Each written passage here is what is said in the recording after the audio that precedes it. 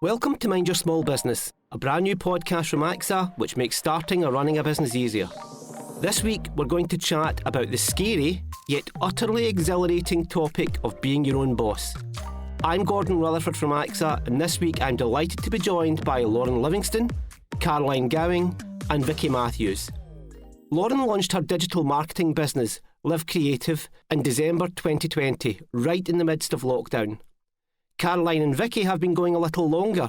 Their PA services business, Pink Spaghetti, began in 2009. So good morning, Lauren, Caroline and Vicky. Morning. Thank you so much for joining us today.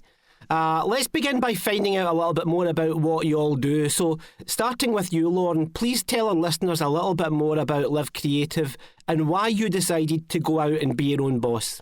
Thank you very much for having me. My company is a digital marketing company specialising in social media management, website design, branding and SEO work.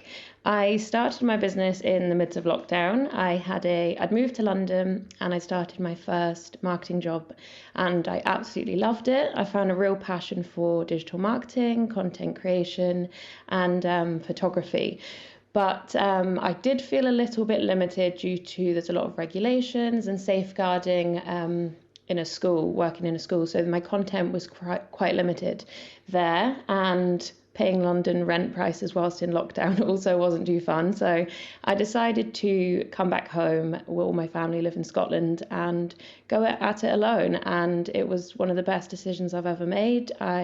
Within the first week of setting up my website and doing a little bit of advertising, I had my first client. So from then it just carried on and it's been the best thing I've done. And my passion really lies in supporting local businesses. And that's how I got started.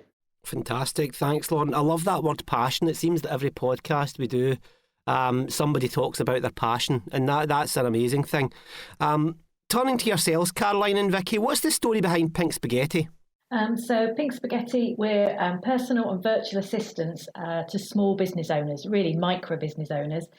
We carry out tasks that the small businesses don't have the time, the knowledge or the inclination to do. So it's quite a varied role. We started in 2009. Vicky and I both had corporate careers, but with young families, for me, it took me travelling. For Vicky, it was long hours. And that with young children just doesn't work. So we both had the idea for the business to give us a lot more flexibility. We're both very highly organised people, so it seems like a natural business for us. And like Lauren said, it's the best thing we ever did. Excellent, thank you. And I have to ask, where did the name come from? I have to say, I would be rich if every time someone asked me that. It's been one of our best decisions. When we were thinking about setting up Pink Spaghetti, we wanted something that was a bit different. We didn't want to be, Cheshire virtual PA services or something like that. So we thought about how we met, and we met through our eldest daughters, who were then very young, I think sort of 1 year old each. They're now sort of 17, so you can see how long ago that was. But at the time, they both loved spaghetti, and we thought, actually, this is perfect. It's that we're sorting out a tangled mess in people's lives. But then it also sounded like we were going to be making people Italian food. So we thought, okay, what do a lot of big brands have in their name? And a lot of big brands have a colour. So our daughter's favourite colour at the time was pink. And so we put the two together and Pink Spaghetti was born. And I have to say it has been one of our best decisions ever because it's really memorable. People ask us about it a lot. And, kind of even if people don't know what we do, they remember the name. So, a really good decision for us and inspired by the reason why we started the business, really, to have that flexibility with our daughters. Which is it's a fantastic story. And I guess... there's a little tip there for anybody who is thinking of starting their own business, because one of the things that you wrestle with is always, well, what do I call it? You don't want to call it, AB Builders sort of thing. Yeah. So it's really, that is a really clever way of doing it. And as you say, it gets people talking. People ask you about it, which is fantastic. Okay, moving on. So it's become almost traditional, predictable, some would say, that we always get the ball rolling on these episodes by looking at some numbers. According to SMEloans.co.uk, almost 2/3 of the UK workforce want to set up their own business, and research from circularboard.com reveals that a staggering 2/3 of business owners have absolutely no experience of managing a business before going out on their own. So let me ask, again, going to Caroline and Vicky first, did you guys have any relevant experience of running a business before starting Pink Spaghetti? I think we had corporate experience, so we both had corporate careers, and so we've got a lot of business experience. But I don't think we realised how little we probably knew about what it takes to run your own small business. Until we actually started. We were really fortunate, though, that when we launched, there was loads of government support for us so that we could go. We attended every single workshop there was about, marketing your small business, accounting for your small business, literally anything. We had a small business mentor. We were really, really fortunate. So we sort of kind of sucked up and absorbed all the support and knowledge that we could get. And very quickly became experts, because that's what we do. We sort of take everything, digest it and work it out and sort of then take action. But certainly I think the fact that we've got corporate experience helped, but there is nothing like running your own small business. I think it is a very different beast. No, absolutely. And I think that, again, it's a common theme with the podcast. People talk about that necessity of having to be the marketing director and the finance director and the IT director all at once, and the HR director. It's you've no longer got that phone where you can just dial the sales department or dial HR. It's all you. Absolutely. And did that aspect scare you at all when you were going out with Pink Spaghetti?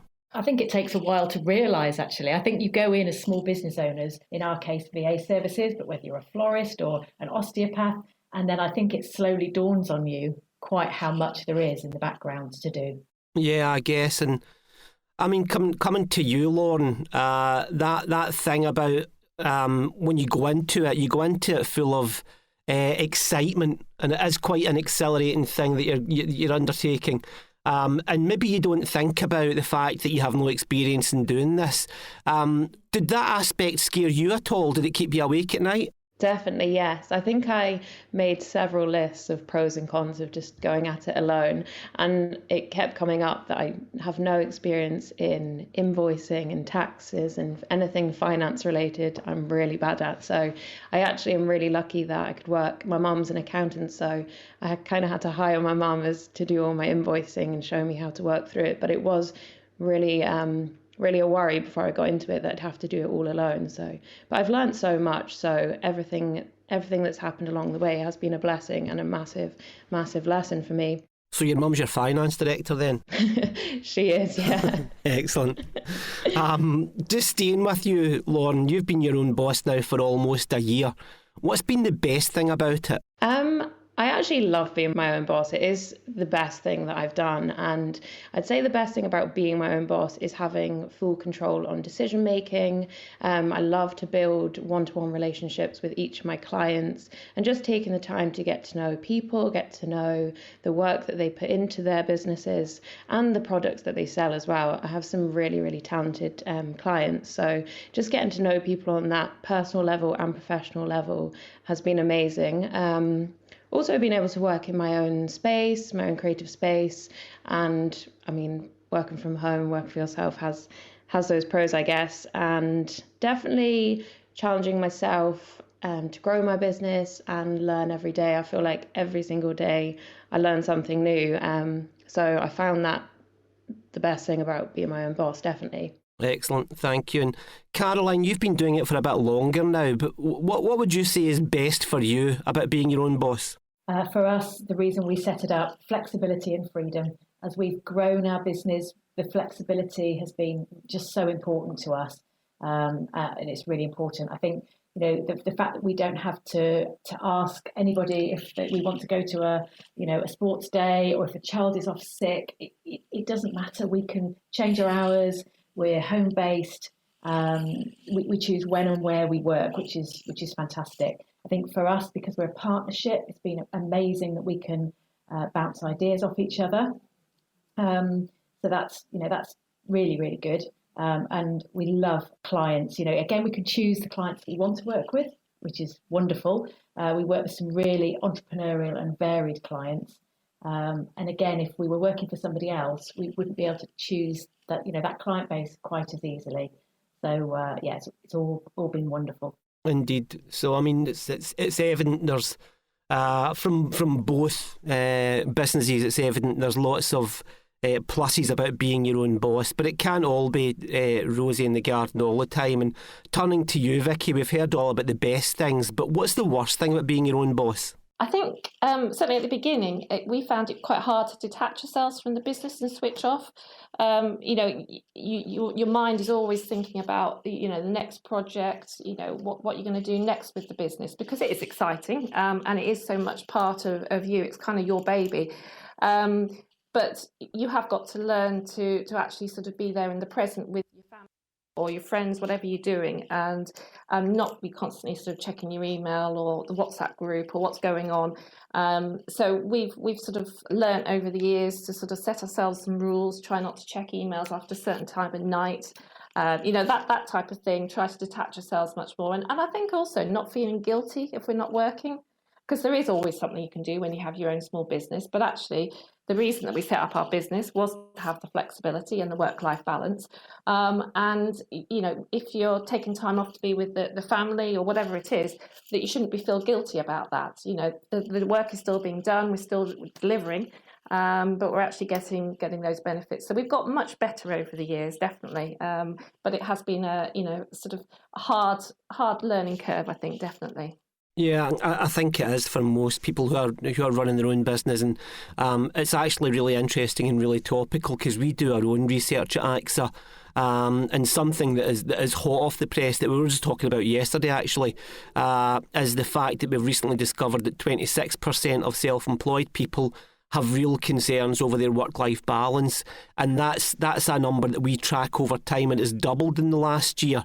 Is that something that concerns you, Lauren, at all? Yes, definitely. I think because, obviously you just live and breathe your work, it's so hard to switch off and you're constantly thinking about what you could be doing with your time if you're, just relaxing. I do sometimes feel a bit guilty if I'm just doing nothing and I could be working, but it's definitely important to keep that healthy work-life balance. And again, it's very similar to Caroline and Vicky, just setting rules in place and setting times to be working. And you will find the odd weekend and evenings that you're just opening up your laptop, and I'm very guilty for first thing in the morning, just switching on my emails. But I think over time, that's something that definitely needs worked on and improved, just to kind of wake up naturally and enjoy your morning and then start your work as you would if you were going to a job.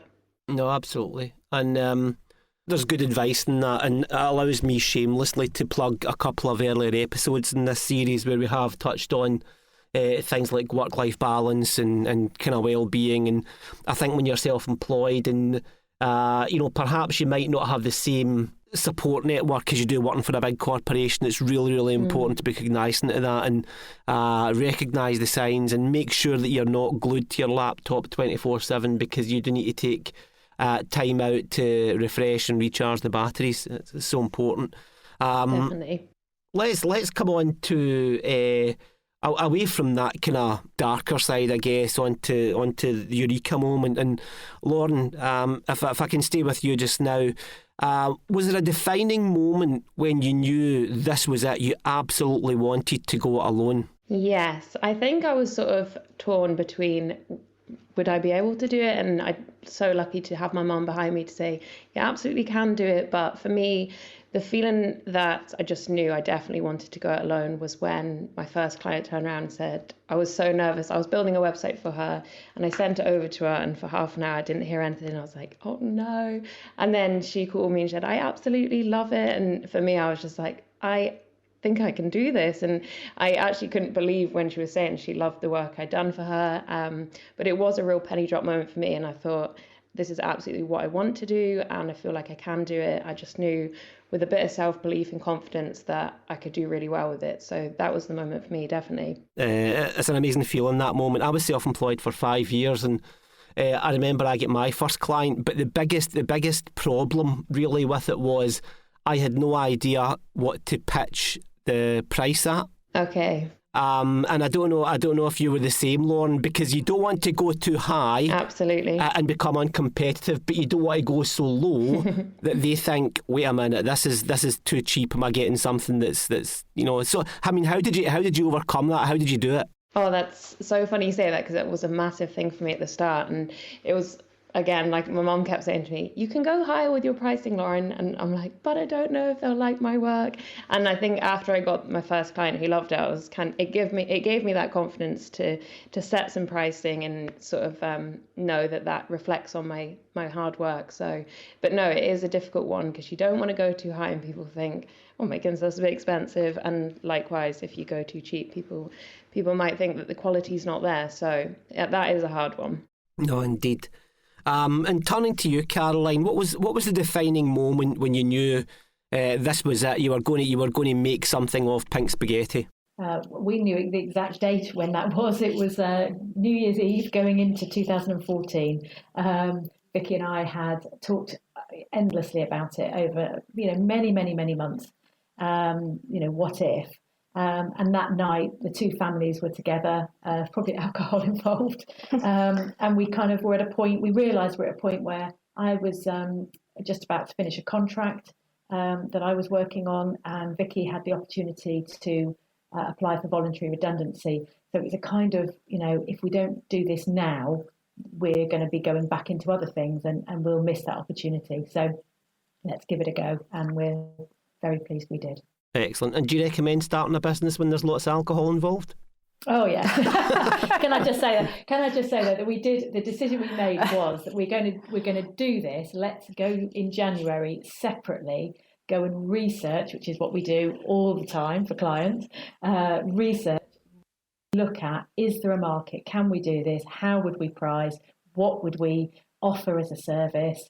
And come back at the end of January sober to decide whether we would go ahead. And we came back, and it was like we'd done the research together. We had both made the same opinions and found the same things and decided the same way forward. And we're quite lucky that that's really how the business has run ever since.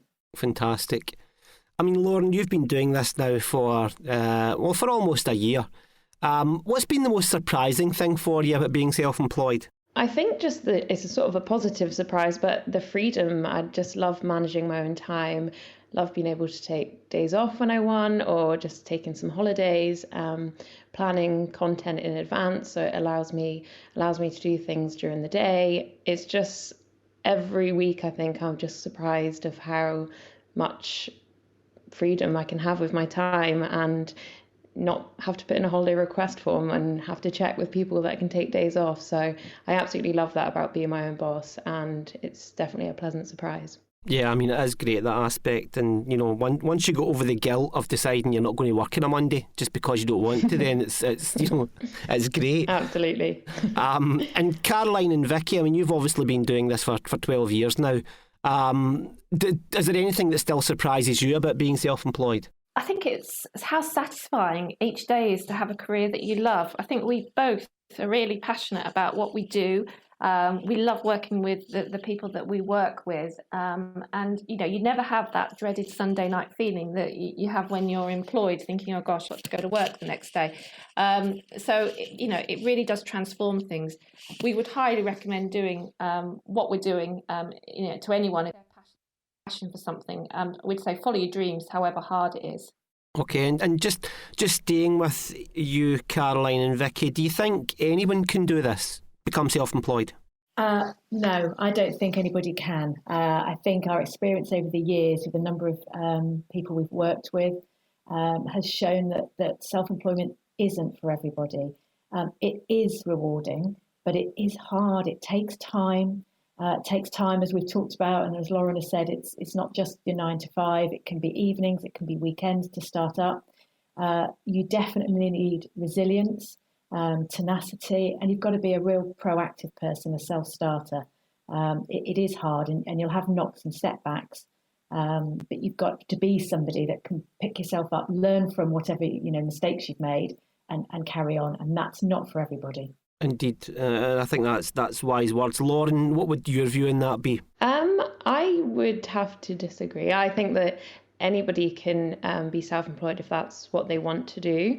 I genuinely live by the motto, to achieve you must believe, and a lot of people around me say it's very cliche, but I do believe that anyone is capable of anything if they do put their mind to it, their energy, and it does take a lot of hard work, but if you want it, I definitely believe that you can achieve it. I have no experience in marketing, no qualifications in marketing, and I just had the real passion and energy to achieve, and I believed in myself, and the results came. So I definitely do think that anyone can do it if they want to do it. Interesting. So I mean, kind of conflicting views a little, but I think there's probably a bit of I think you're all right in a sense. I do think anyone can do it if they have the right mindset. But I think people do need to go into it with their eyes open because, as Caroline and Vicky were saying, you know, the amount of resilience and tenacity that you need, and you know, you have to be proactive. I mean, this is one of the things. There's a lot of people who have dreams. You know, as we spoke about earlier, that 2/3 of people dream about starting their own business. But you know, there's some days when you're self-employed and you are out there knocking doors or on the phones just trying to get business in, and if you don't have that proactivity and that tenacity and the ability to resist the hard knocks, you won't survive for very long. So I do think you're right, Lauren. I think anyone can do it if they put their mind into it and their energy and their hard work. But I think people do need to be prepared that, you know, it's not like build it and they will come. You know, I think in my own experience, mindset is a huge thing. Yeah, you know, any small. I think Lauren's absolutely right. Mindset is vital. I totally agree. And Lauren, what advice would you give to someone who is perhaps listening to this podcast and thinking of becoming self-employed? I would definitely say not to wait until you're ready. I think a lot of people wait for the right moment or when, you know, they're financially ready, but my advice would be to just absolutely go for it. If it's something that you're really passionate about, if it's a side hustle or hobby that you want to make into a career, then just absolutely do it or give it a try. Make a plan, believe in yourself, and just go for it. There's a lot of time wasted for the right moment to come or when you feel ready to just go for it, but often the right time will never come, or the right time is now. So I also would say that hard work definitely pays off.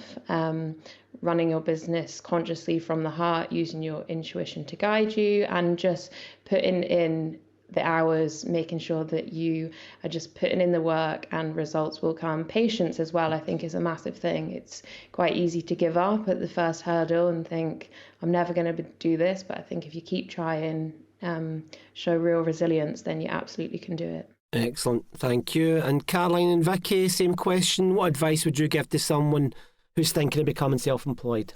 I think I would agree totally with the sort of advice that Lauren has given. I think if you've got a great idea, you know, stop procrastinating, go for it. We planned and thought about our idea for about 9 months, and, you know, researched it to the hilt, and that was all, you know, it stood us in good stead, but actually we could have just gone for it on day one. So I think, you know, really just believe in yourself and go for it. Use all the support and tools that are out there to help you. Don't be afraid to ask for help. And you know, there is so much support there, whether it's, you know, technical support or just actually sometimes using someone as a sounding board when you're having a bad day. I know that for us, you know, in those early days, you know, we were lucky we had each other. So, you know, bring each other and go, oh gosh, you know, this just isn't working, I can't do this. And the other one usually would be having a good day and would sort of, you know, buoy us up, and vice versa. So that was huge. You know, talk to people, use that support that's out there. And finally, I think believe in yourself. You know, if you've got a great idea, you've got a passion for something, go for it. And you know, fingers crossed, it'll make a successful business for yourself that you will absolutely love. Thank you, Vicky, Caroline, and Lauren.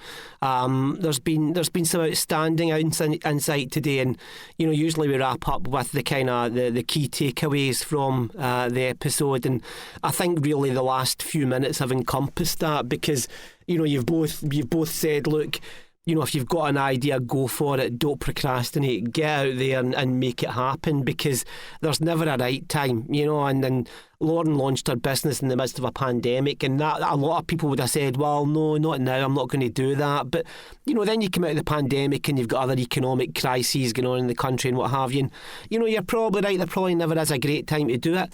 But I think you've both agreed that the mindset is absolutely critical. You know, if you're going to do it, you have to be completely invested in it. You have to be completely focused. You have to be ready for it. And I think you both spoke really eloquently and passionately about the joys of being self-employed and being your own boss. About the benefits of not having to ask for time off for school sports day and things like that. And you know, it's been a fantastic conversation today, and I have no doubt that your words of wisdom today will have inspired many people to go off and you know, really investigate this and think about this a lot more. All that's left for me to say today is a massive thank you to Lauren Livingstone from LIV Creative and Caroline Gowing and Vicky Matthews from Pink Spaghetti. Lauren, how can people find out more about LIV Creative? If they head over to my website, it's www.livecreativedigital.co.uk, and I'm also on Facebook as LIV Creative.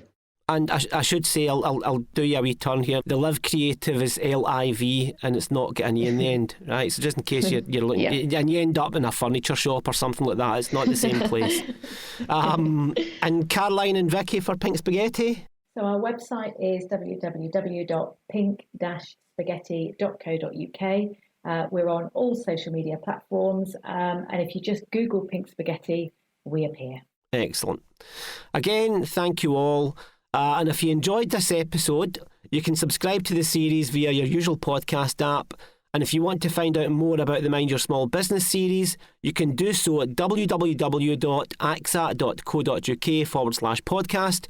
And you can also get loads of brilliant small business advice from AXA's Business Guardian Angel site, which is at www.axa.co.uk. Next week's episode is a special bonus. It's one all about our recent Startup Angel event. So join me, Gordon Rutherford, and another couple of special guests for that.